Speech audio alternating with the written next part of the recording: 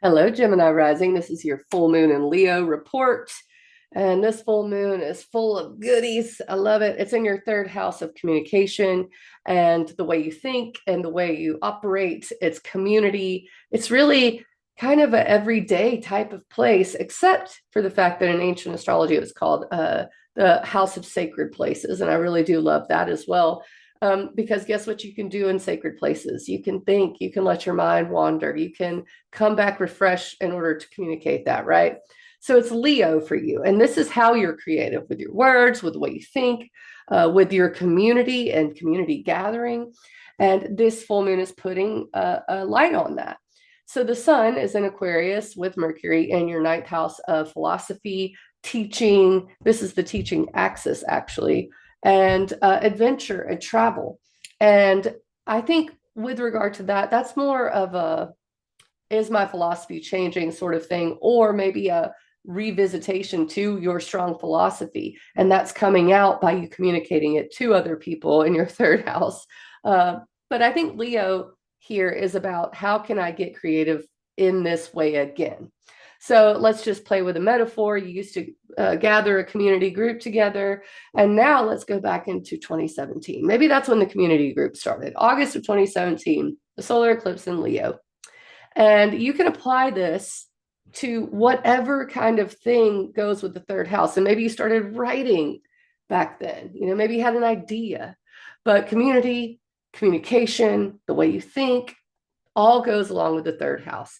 And it usually would be creative with Leo, or it would satisfy your inner child. And that's what the eclipse was screaming to us back then in 2017, was satisfy your inner child. So you start this, and let's go with community group again. And June 2023 rolls around, and now Uranus is in Taurus, and you have burned out. You need a break. That community group got really hard. Okay, that being said, now the full moon is shining on that again. And this is maybe like, okay, back in June of 2023, it wasn't working. I needed a break, or I was just really confused, or maybe something unexpected happened to your friend group. That could be the case. If not, then it's happening right now, because usually these things will come around at some point. But that being said, I think Uranus shifting and changing the way you are mentally held back, or the way you are in your subconscious fixed in some way, that has helped you make the changes enough for you to revisit this stuff now. The stuff that, maybe you got burned out on in 2023. And I keep saying burned out. That may not be the exact right word for you. Maybe you just were tired of it. Maybe you just couldn't communicate anymore, and now you're getting inspired again. And it's saying, hey, you did what you needed to do. Now it's time to revisit it. So I really love that for you. I think the third house is a really cool place. A lot of people skip over it. They're like, oh, it's the place of siblings and thinking. This full moon allows you to be creative in that area. We can look at Mars. Mars is retrograde in your second house of money. And maybe that's why you're thinking about this, right? Because, oh, I used to have a Substack and I made money, but I don't right now because I got really burned out on it. Well, maybe now is the time for you to revisit that for the sake of money. Get motivated by it again, because Mars is trine Saturn in Pisces in your 10th house of career.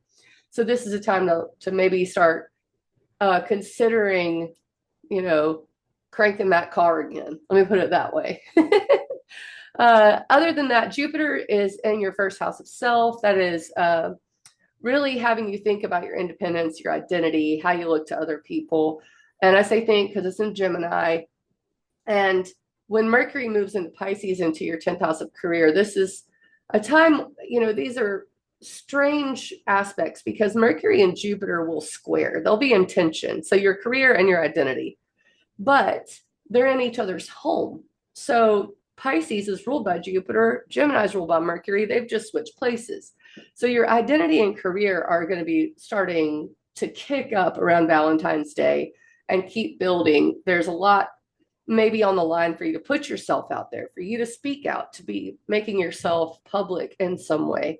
Venus will go retrograde March 1st in your 11th house of goals and networking. And this could be a part of all of that, So the retrograde here with Venus is going to be, it's a reevaluation. Maybe it's that you decided you wanted to step on the gas, you're revisiting something to do with communication, and you really want to make more money, and you really want your career to succeed, and it's been hard. And Venus has been in your 11th house of goals, and you're just like, I don't know, I don't know. Well, Venus stops and goes retrograde. You reevaluate. How have I been going about these goals?